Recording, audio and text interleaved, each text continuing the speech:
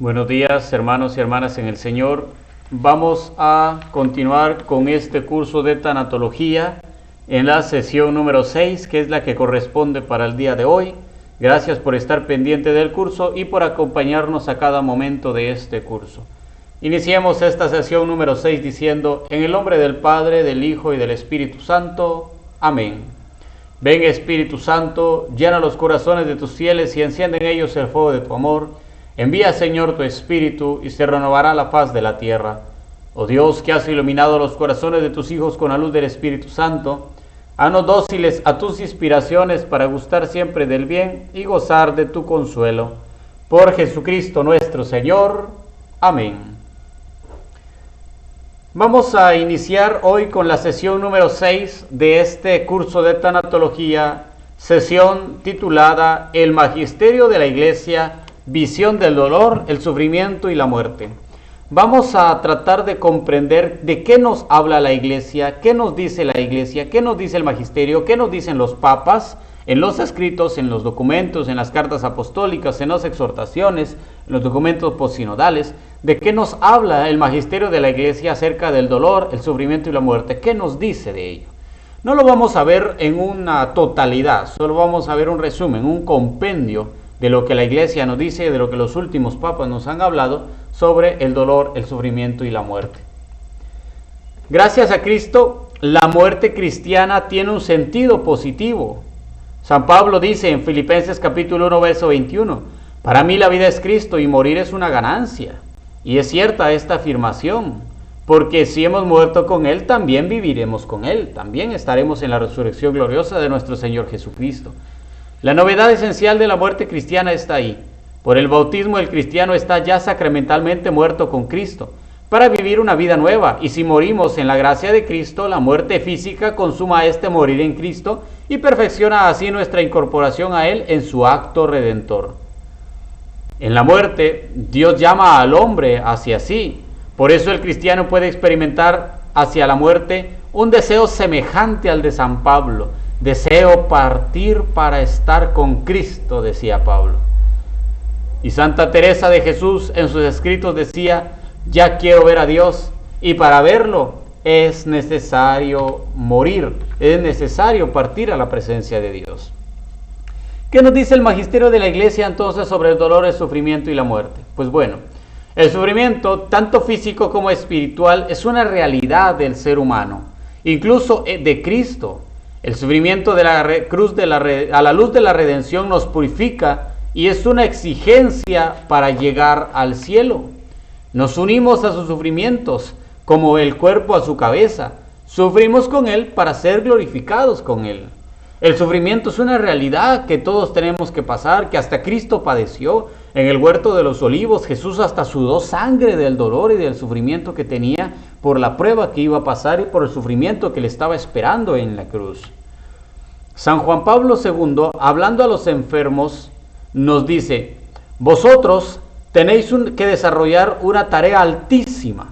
Estáis llamados a completar en vuestra carne lo que le falta a los padecimientos de Cristo en favor de su cuerpo, que es la Iglesia. Vuestros sufrimientos, si son aceptados y ofrecidos generosamente en unión a los del crucificado, pueden dar una aportación de primer orden a la lucha de la victoria del bien sobre las fuerzas del mal. Nuestros sufrimientos, si los aceptamos pacientemente, si los ofrecemos generosamente, se vuelven bendición y nos ayudan a poder vencer el mal en nuestras vidas y acercarnos cada vez más a Cristo. Pues bien, nosotros, cristianos, mirando a Jesús crucificado, encontramos la fuerza para aceptar este misterio. La fe en Cristo no quita el sufrimiento, no suprime el dolor, pero lo ilumina, lo eleva, lo purifica, lo sublima, lo vuelve válido para la eternidad. En nosotros, Cristo prolonga su pasión redentora. Con Él, si queremos, podemos salvar el mundo. Por su lado, Pablo VI nos dirá: para quien cree en Cristo, las penas y los dolores de la vida presente son signos de gracia y no de desgracia. Son pruebas de la infinita benevolencia de Dios que desarrolla aquel designio de amor, según el cual, como dice Jesús, el sarmiento que dé fruto, el Padre lo podará para que dé más fruto. Es San Juan 15:2. Sufrimos porque Dios quiere que entre más nos acerquemos a Él, entre más ofrezcamos nuestros sufrimientos hacia Él, más amor podemos dar y mejores personas somos dignos de poder entrar al reino de los cielos. La pedagogía del dolor-alegría es una de las formas con las cuales Dios nos educa en el terreno caminar, pero debemos resaltar que Dios siempre cuenta con nuestra libertad personal, nos ofrece sabia y amorosamente un camino que de seguirse conduce a la plena felicidad y de rechazarse conduce a la frustración más profunda de la vida. No todos los hombres y mujeres de hoy están dispuestos a transitar por este camino. Una de las razones por las cuales los hombres y las mujeres rechazan esta pedagogía es porque intentan escapar a como dé lugar de la experiencia del dolor. La gente de hoy en día ya no quiere sufrir, ya no quiere padecer dolor, ya no quiere padecer llanto, ya no quiere padecer dificultades, escapa del dolor y eso no es posible, porque el dolor es parte íntegra de nuestro ser, es parte importante y es natural en nuestra esencia de seres humanos. Cierto que no hay cristianismo sin cruz, pero la cruz de Cristo conduce siempre a la resurrección. La alegría está latente ante el dolor patente de la cruz y es necesario ser hombres y mujeres de fe para desempeñar ese sentido profundo y adherirse a él de corazón. Sin sufrimiento humano no sería posible conocer lo que significa el amor de Dios por el hombre. Y eso nosotros lo tenemos que tener muy presente y muy atento en cada uno de nosotros. Si uno no sufriera, ¿cómo podría entender el perdón?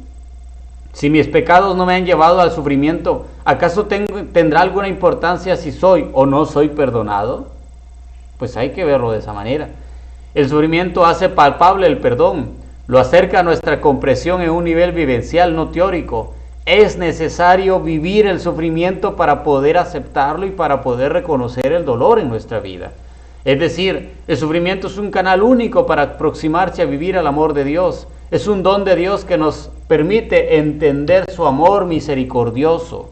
Si nos damos cuenta entonces, Dios quiere que nosotros unamos nuestros sufrimientos a los sufrimientos de Él, para que así los podamos comprender mejor y para que sí los podamos aceptar mejor. Ya en los primeros siglos, en que la iglesia era perseguida, los santos padres veían en el martirio la plenitud de su fe, el camino para estar unidos con Cristo eternamente. San Ignacio de Antioquía, obispo y mártir, decía: mi mayor bien es morir y ser llevado a Dios para que amanezca en Él. Y San Ambrosio decía: no te perturbe el oír el nombre de muerte, antes bien, deleítate en los dones que te aporta este tránsito feliz, que significa en realidad para ti la muerte, sino la sepultura de los vicios y la resurrección de las virtudes, decía este gran santo de la iglesia. Para quien tiene fe, la muerte deja de ser un fantasma y se hace condición indispensable para el encuentro del hombre con Dios. Para quien cree en Jesucristo, la muerte es el inicio de la felicidad eterna, liberación de todas las ligaduras que atan a nuestro cuerpo en la tierra. Es el inicio de todo y no el fin de todo. Es el inicio de la vida futura, de la plenitud en Cristo y no el fin de nuestra vida, como muchos pensamos. El magisterio de la Iglesia enseña que la muerte entró en el mundo a causa del pecado del hombre. Por tanto, la muerte fue contraria a los designios de Dios Creador y entró al mundo como consecuencia del pecado. La muerte temporal de la cual el hombre se habría liberado si no hubiera pecado, es así el último enemigo del hombre que debe ser vencido y que ya fue vencido por Cristo, pero que necesitamos nosotros unirnos a Él para poder vencerla también en nuestra vida. La Gaudium et Spes, la Constitución dogmática del Concilio Vaticano II, afirma que el máximo enigma de la vida humana es la muerte. El hombre sufre con el dolor y con la disolución progresiva del cuerpo, pero su máximo tormento es el temor por la desaparición perpetua de la vida. Para todo hombre que reflexione, la fe apoyada en los sólidos argumentos responde satisfactoriamente al interrogante angustioso sobre el destino futuro del hombre y al mismo tiempo ofrece la posibilidad de una comunión con nuestros mismos queridos hermanos arrebatados por la muerte, dándonos la esperanza de que poseen ya en Dios la vida eterna. Y San Juan Pablo II nos volverá a recordar que la muerte no es solo una necesidad natural, la muerte es un misterio. Cristo, Hijo de Dios, aceptó la muerte como necesidad de la naturaleza, como parte inevitable de la suerte del hombre sobre la tierra. Jesucristo aceptó la muerte como consecuencia del pecado. Desde el principio la muerte está unida al pecado. Jesucristo aceptó la muerte para vencer al pecado.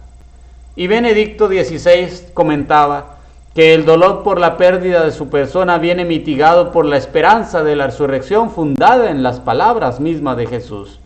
Es la palabra de Cristo, por tanto, la que ilumina el camino de la vida y la que confiere valor a cada uno de sus momentos. Jesucristo es el Señor de la vida y no ha venido para resucitar en el último día todo lo que el Padre le ha confiado. Sobre la cruz de Cristo ha traído la victoria que se debía manifestar con una superación en la muerte, es decir, con su resurrección.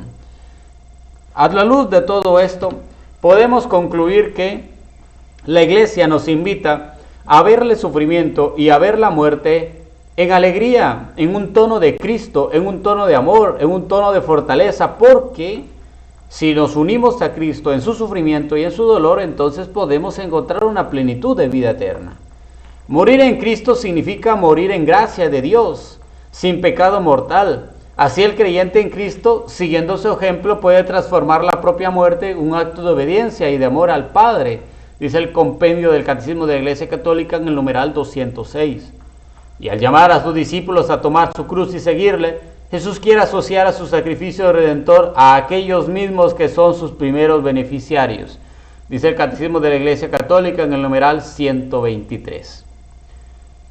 En conclusión, hermanos y hermanas, la muerte, el sufrimiento y el dolor, vistos desde una perspectiva cristiana, toman un nuevo sentido, toman una nueva relación.